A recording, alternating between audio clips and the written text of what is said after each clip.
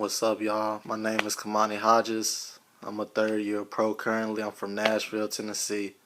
I'm 21 years old, and I'm doing this video today specifically for college athletes that's graduating, thinking about, going overseas and going into those professional ranks. But it's more to just, I got good stats. I'm playing well. It should be okay for me to go. It should be easy for me to go overseas. But you really got to know the education and what you're getting yourself into when you're dealing with such a wide, broad market like playing overseas professionally. It's hard, but it's definitely possible. And I'm just here today to give you some do's and don'ts and some tips on how to go about it.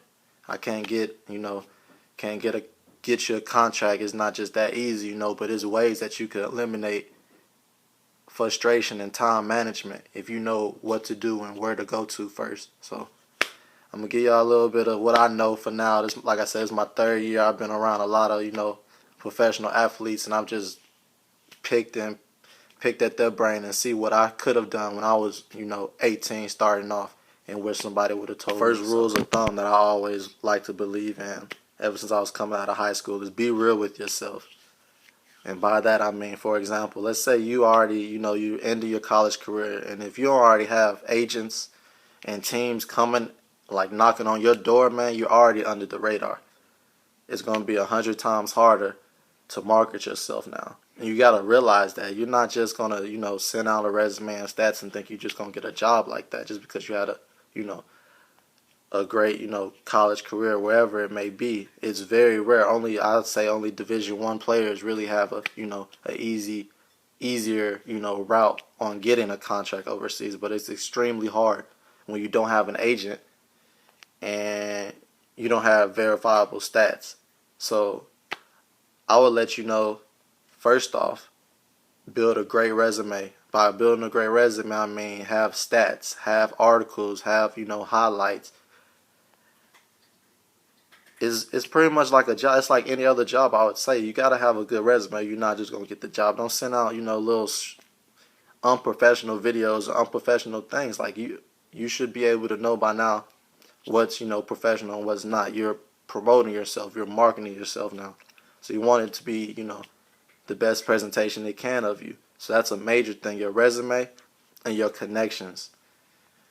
And by connections, I mean, go on Eurobasket.com. They have all the teams, all the coaches. Get their personal contact. It's not really efficient. It's not really smart to contact a lot of players, contact a lot of people who say they're agents on Facebook, because you're not going to, telling you, it's not going to lead you anywhere.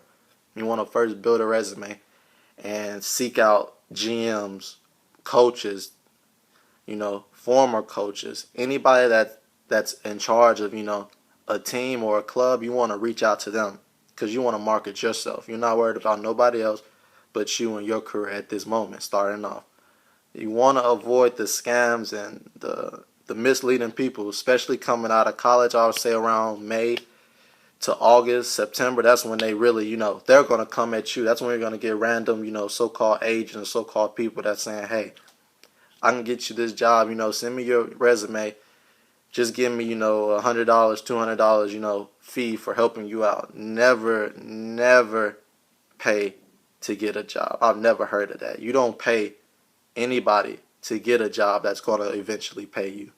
That's not real. That's fictional. Like, that's one of the things you want to avoid. You want to stay grounded with your connects and networking. I'd say my first year trying to do this, I started in May. That's when I decided I wanted to go professionally. And dude, I was pretty much in a desperate stage trying to do whatever just to get my resume out there. And I realized I could have saved tons of time if I knew who to go to or what to say and when to, send stuff out like that. I wish I had the template on how to get myself known if I'm not known, because I'm coming from a low Division II school. I have stats. I have a pretty good video, but I mean, what else can I vouch? Who else can vouch for me? That's where it comes to when it comes to agents as well. If you really want to have longevity in this, I advise you to get an agent, a FIBA certified agent. Send an email to every agent you can see on Eurobasket.com. because those are the main people who are gonna let you just work out and work on your skill set and work on your basketball career without you having to do so much networking. Networking doesn't stop when you get a job or when you feel secure about the next season. Networking is an everyday thing for newcomers coming into this career. You have to network. Even if you do get a job, network while you're working or while you're overseas, because it's very competitive. I can't stress this enough. It's very competitive. It's people who are the same as you, same stats, same build, same everything. And the difference between them, they're networking. They have an agent. They have vouchers. They're doing the stuff behind the scenes that coaches like to see. Like, coaches like to feel secure about the person they're about to sign. They're investing all this money into you, and you're just some random guy sending them videos and resumes, and you have no D1 experience, no agent who's gonna vouch for you to say that you're the player that you are. So it all comes down to networking and having a great resume. Don't, when I say have a great resume and send it, that don't mean, send it to these basketball like groups.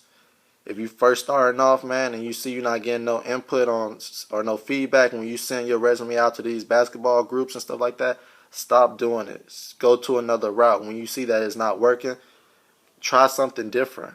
That's not going to work for everybody. I'm letting people know starting off it's not going to work for you, because only thing you really going to get is a like and, ooh, that's a nice highlight. You're not trying to impress, people over there or get on teams that's looking strictly on there. They're just looking for entertainment purposes.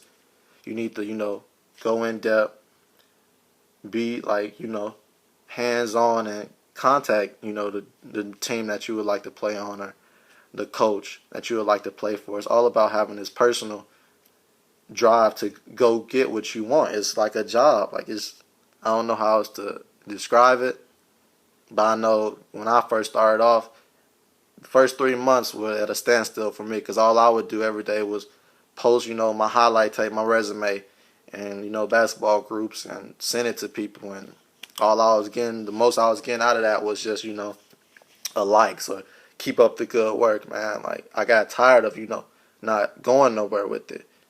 And once I realized that I have to be more personal and more direct with like coaches and general managers, that's when I started getting feedback. Like, hey, we're not interested, or hey, send me some more of this, or are you available such and such. I'm starting getting, progress. That's all you want, because once you get your foot in the door, you have to keep it in the door. But I feel like the hardest part for me was getting my foot in the door. And I'm just thankful after, I'd say I started in May, June, July, August, September, October. About 4 or 5 months later, I got my first, legit contract in Mexico. I actually had 3 offers by August and September, but I chose to go start my career in Mexico. But it's all about talking to the right people and sending the right stuff, having a great resume. A resume is everything. So, and besides that, like, I know that's a big main thing. Like, I'm speaking strictly to newcomers, like, trying to play professional basketball. Like, your resume, it's going to say a lot about you. It's going to really be the determination if you get your first gig or not. But I'm going to make another video after this about, like, what to put in your resume and how to make a good resume and how to approach, GMs or coaches as a college player coming out of, college. It's your senior year and things like that. So in my other video, I'm going to talk about, some effective ways on, actually putting together a good resume. But other than that, man, I'm just, I'm hoping everybody gets something out of this. If you didn't, like, hit me up underneath, like, with a question or anything. Like, I know some old, like, professional players, like, y'all can even comment if you want. Like, I just really want to educate people and let them know, like, you don't really need, like, ultimately, you don't really need anybody to start your own career. And I got tired of, getting messages from players and seeing players, run to these people, and for people selling, false dreams. Like, I want to avoid that as much as possible to these newcomers, because I was in their shoes. Like, I've been got before. I've been scammed. Like, I know how it feels, and it's better to know, it's better to eliminate that process. If all you can do after you get out of college is, have a great resume, hit up a couple connects and you start your career. I would rather that had happened than, going through what I went through. But that's why I'm making this video today, to let y'all know it's possible if you really want to pursue this.